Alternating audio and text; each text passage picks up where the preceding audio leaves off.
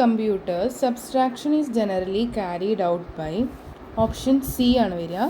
Two's complement മെത്തേഡാണ് generally നമ്മൾ use ചെയ്യുക. കമ്പ്യൂട്ടറുകളിൽ സബ്സ്ട്രാക്ഷന് വേണ്ടി പൊതുവേ നടക്കുന്നത് ടൂസ് കോംപ്ലിമെൻ്റ് ആയിട്ടാണ്. ടൂസ് കോംപ്ലിമെൻറ്റ് റെപ്രസെൻറ്റേഷനിൽ പോസിറ്റീവ് നമ്പർ റെപ്രസെൻറ്റ് ചെയ്യുന്നത് അതുപോലെ തന്നെയാണ്. നെഗറ്റീവ് നമ്പർ റെപ്രസെൻ്റ് ആക്കുന്നത് അവയുടെ ആബ്സല്യൂട്ട് വാല്യൂവിൻ്റെ ടൂസ് കോംപ്ലിമെൻ്റ് ആയിട്ടാണ്. ഇപ്പോൾ നമ്മൾ ടൂസ് കോംപ്ലിമെൻ്റ് ഒരു 4 ബിറ്റ് നമ്പർ റെപ്രസെൻറ്റ് ചെയ്യുക എങ്ങനെയാണ്?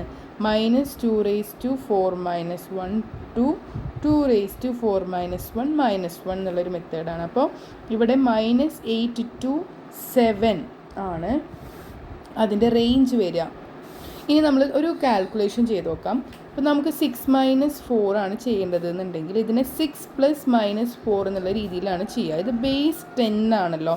ഇതിന് നമ്മൾ ബൈനറി റെപ്രസെൻറ്റേഷനിലോട്ട് മാറ്റുകയാണെന്നുണ്ടെങ്കിൽ 6 എന്ന് പറയുന്നത് 0110 പ്ലസ് 4 ആദ്യം നമുക്ക് 4ൻ്റെ മാത്രം വരികയാണെന്നുണ്ടെങ്കിൽ എന്താ വരിക?